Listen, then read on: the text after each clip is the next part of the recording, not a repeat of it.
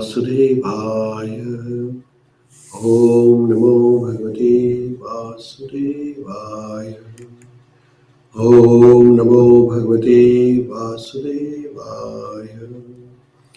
Narayanam Namaskrutyam Naram Chaiva Narottam Devi Saraswati Mudire Nashtaprayeshu Bhadreshu Nityam Bhagavata Sevaya Bhagavati Uttama Shloke Bhaktirabhavati Naishtaki Rindra Srimad Bhagavatam Ki Jai. So we are going to read one shloka from Srimad Bhagavatam, 3rd canto, 28th chapter, titled as Kapila Dev's instructions to Devati on the execution of devotional service. So in the previous shloka, in previous chapter, Kapila Dev explained to Devati about the material nature and what are the qualities of material nature, how can we understand it, and what is the influence of material nature on the spirit soul. When the spirit soul descends from the spiritual world into material world, the spirit soul is pure by nature. But when this spirit soul comes in contact with the three modes of nature, Sattva Guna, Rajoguna and Tamoguna, the spirit soul acquires the qualities.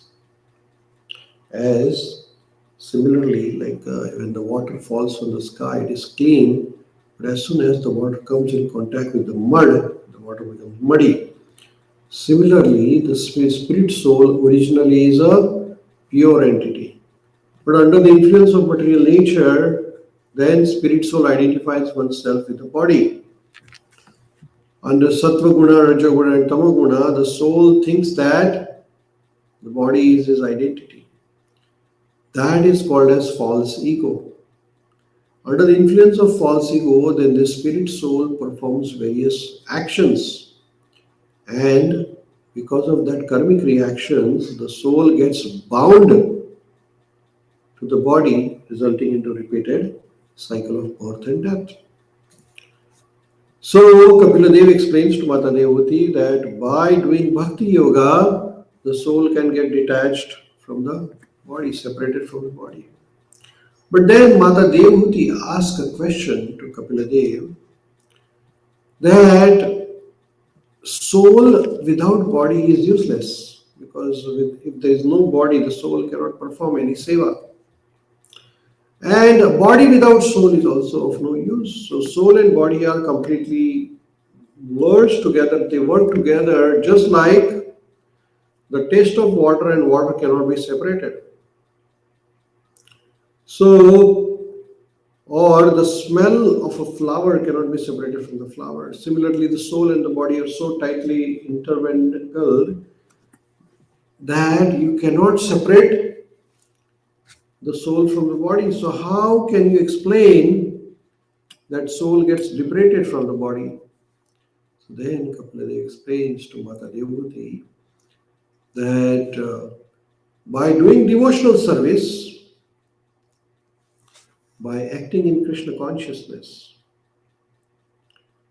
whatever activities one does, if one does it for the pleasure of Lord Shri Krishna, then those karmic reactions do not bind the soul, resulting into freedom from repeated cycle of birth and death.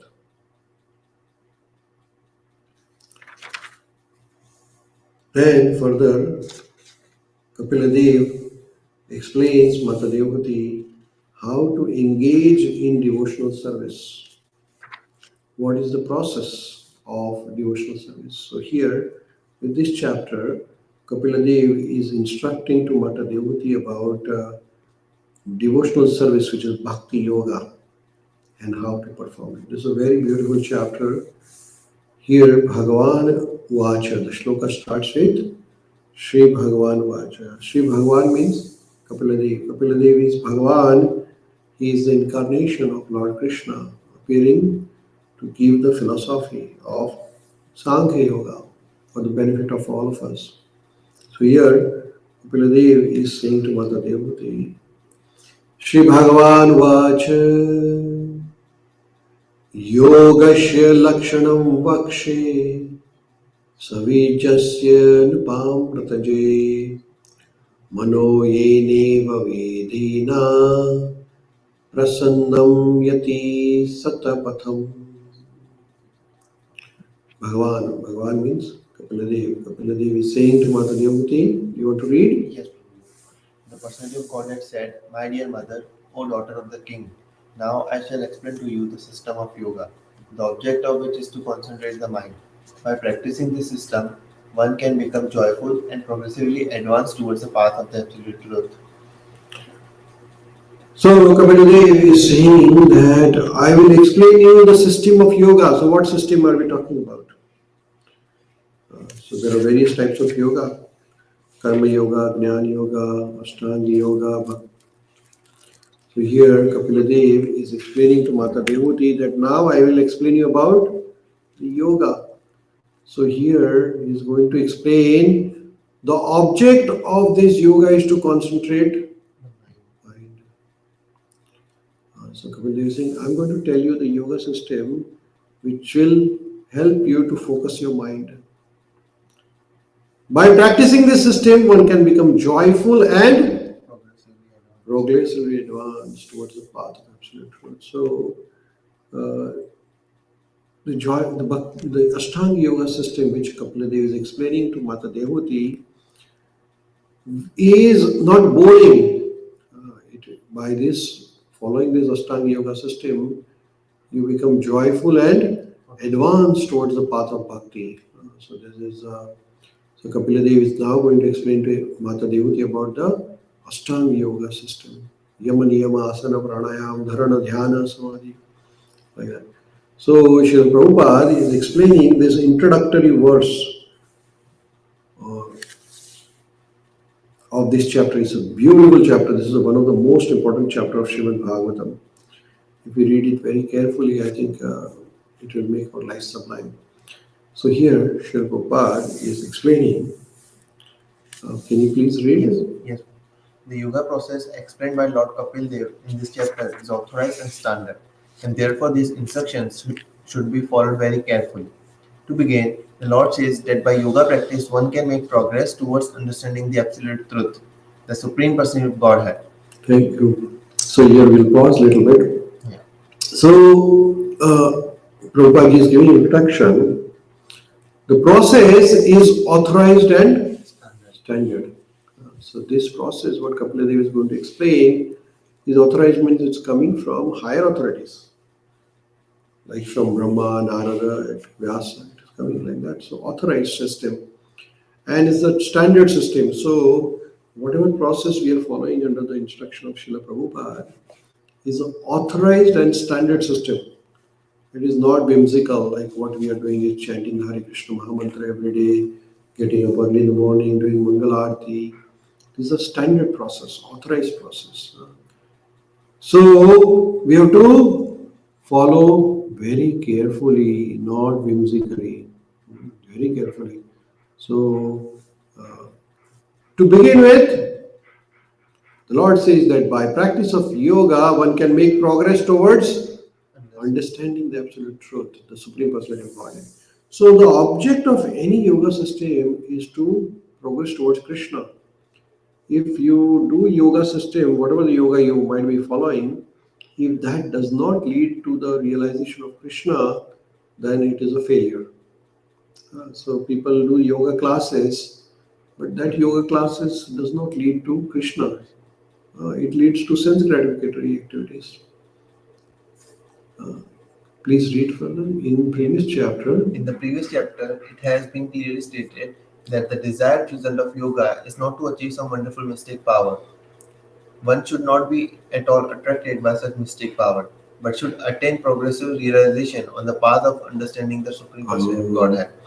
So there are some yogis who do various types of yoga and they achieve some siddhis. Laghima Siddhi, Mahima Siddhi, Ahima Siddhi. So yogis can have a power that they can walk in the air also. They can walk on the water, they can become smaller than the smallest, they can become the bigger than the biggest. But that is not the purpose of yoga. See, some people with the power of yoga, they earn a lot of name and fame and money also. Like we have one yoga teacher, Dr. Ramdev Baba. Uh, So on this basis of yoga, he has got a lot of name, fame, money, power, right? But is that the aim of yoga system? Uh, will that lead to realization of Krishna? That is a question mark. This is also confirmed in Bhagavad Gita, which states in the last verse of sixth chapter that greatest yogi is he who constantly thinks of Krishna within himself. Krishna himself or who is In Krishna Krishna. conscious. So that verse 6.29 is the sixth chapter, last verse, which is 6.29. Sixth chapter of Bhagavad Gita is called Dhyana Yoga. It has 29 verses in that. So what is the last verse of sixth chapter? Says Yoginam api sarvesham madagatintaratmana shraddhavan bhajate yomam samayuktatma mata. So Bhagavan Krishna is saying to Arjuna, among all the yogis, the greatest is the one who abides in me, who always thinks about me, who always worships me, meditates upon me. So, if you really want to be successful in the yoga system, then our mind should be fixed upon Krishna. That is the ultimate test of Krishna consciousness or of yoga system. Okay, good. It is stated here that by following the system of yoga, one can become joyful. Lord Kapil, the personality of Godhead, who is the highest authority on yoga, here explains the yoga system known as Ashtanga Yoga, which comprises 8 different practices, namely Yama, Niyama, Asana, Pranayam, Pratyahara, Dharana, Dhyana, and Samadhi. So here now Kapila Dev is going to explain to Mother Devati about Ashtanga yoga system. Ashta means eight, Anga means limbs. There are 8 limbs of yoga system. Ashta Anga. And what are these 8 limbs? The first one is Yama, second is Niyama, third is Asana, fourth is Pranayam, fifth is Pratyahara, sixth is Dharana, Dhyana, and Samadhi. These are 8 limbs.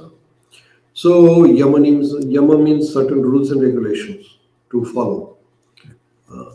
Niyama means some of the things which should not be done, like so rules and regulations. Then asana means physical exercise.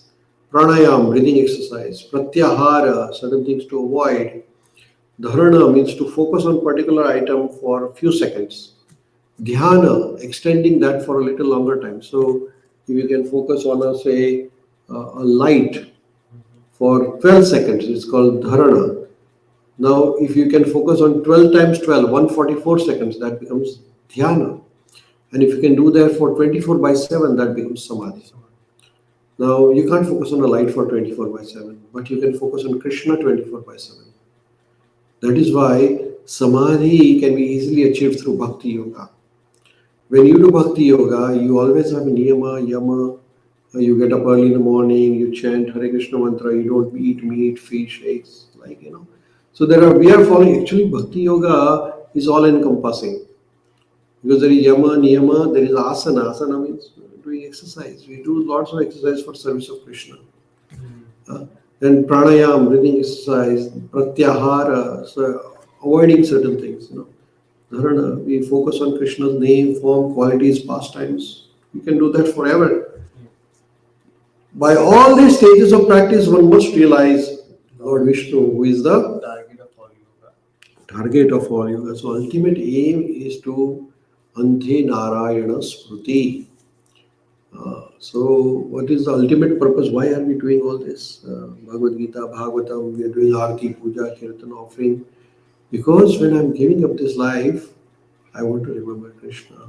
Hare Krishna, Hare Krishna, Krishna Krishna, Hare Hare, Hare Rama, Hare Rama, Rama Rama, Hare. So if that aim is achieved, then the yoga is successful. Otherwise, it's failure, right?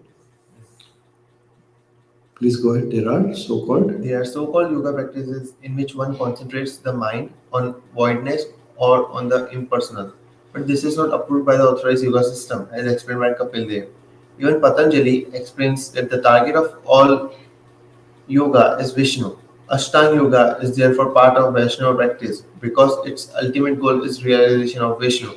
The achievement of success in yoga is not acquisition of mystic power, which is condemned in the previous chapter, but rather freedom from all designations and situation in one's constitutional position. That is the ultimate achievement in yoga practice. Thank you so much. So here, very nicely, Prabhupada is giving an introduction to yoga class or yoga system. So here, the ultimate aim is to realize Lord Krishna or Vishnu, right? So, and I think the best and easiest way to realize Krishna is bhakti.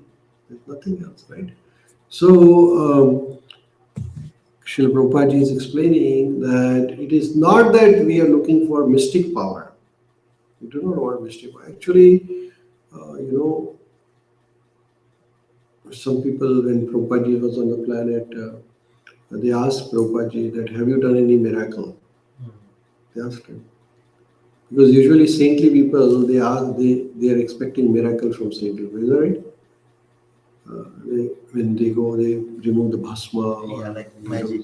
something like that. Huh? Because when they say you are a saintly, they oh, kuch to bhi jadoo kiya रहेगा. Prabhupada said, yes, I have done the miracle. And what is the miracle? Prabhupada said that I have done a miracle is that I have converted these hippies into happies. And that is a miracle actually, right? What Prabhupada established is really a miracle. Like so many temples, more than 108 temples, so many books, so much literature on the planet, right? Then Prabhupada initiated hundreds and thousands of disciples. So, translated word by word entire Srimad Bhagavatam, Bhagavad Gita, Chaitanya Charitamrita, and so many other books, which is miracle. This is less than 10 years of lifetime.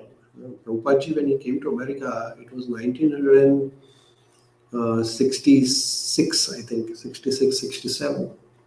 And when Prabhupada departed, uh, within that short span of 10, 11 years, Prabhupada established, he traveled all across the globe for more than 14 times. He established so many hundreds of centers. He translated all these books, and this is within span of 10, 11 years. Now, for us to read Srimad Bhagavatam may take 3, 4 years. Prabhupada did this word by word translation, not only translation. So Prabhupada didn't have a computers to do all this. He did all by typewriting manually, first typing everything by himself. He did not have people to help him out. He did not have proofreaders. He did everything by himself. How would that be possible? I just can't even imagine that Prabhupada could do so much things. That's a miracle. So if you want to see a real miracle, a jadoo, then Prabhupada has done that. Experience of Prabhupada. Yes, it's documented, videographed. There is no bhuto na bhavishyati. What Prabhupada has achieved, I don't think any saintly personalities could do it No. in the future or would be able to do it in past. Could do it in past or would be able to do it in future. Most of the time, Prabhupada, when he stayed in lower Bowery area, he was with the drug addicts. He didn't have money also. Right? So he has done a miracle. If you ever get a chance, read Prabhupada Lilamrita. Every Sunday morning, we have Prabhupada Lilamrita study group online. We are from a few of us, we come together and we read the miracles of Srila Prabhupada. It's a wonderful book. So if you want to join, you can join that group. We have 8 o'clock to 9 o'clock every Sunday morning. It's a beautiful book. So if you really want to see a miracle. So what here Srila Prabhupada is saying is that the achievement of success in yoga is not acquisition of mystic power, but you get the mystic powers by default. Bhakti is so powerful that you achieve some mystic power. Somewhere or other you get it. Like Prabhupada got the mystic power, right? Similarly, there are many yogis, many devotees who can do so many miracles. Like my Guru Maharaj, His Holiness Gopal Krishna, but he distributed millions of books, millions of books. His life is very amazing. So, eh, to get this mystic power is a side effect of Bhakti Yoga. Okay, we'll pause here. Sure.